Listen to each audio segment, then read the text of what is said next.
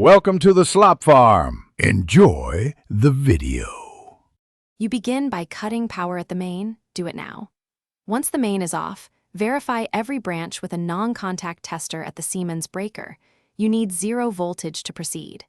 Make sure you're wearing insulated gloves and eye protection because metal and accidental arcs are real hazards.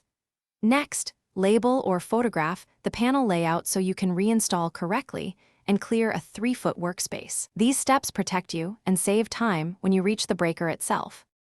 You'll remove the panel cover carefully, back out screws and set them aside in order so you know where each came from.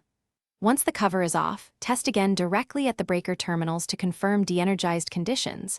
Do not skip this, it's why you wore gloves.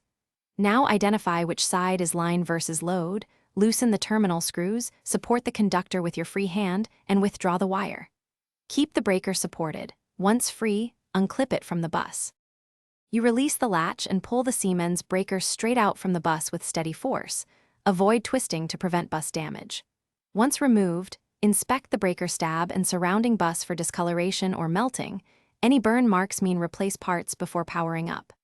Reinstall the panel cover, restore main power, and then test the circuit you changed. If the new breaker trips or you see heat, shut the main off immediately and check wiring connections and loads.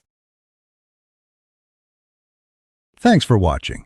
Consider subscribing if we helped you today.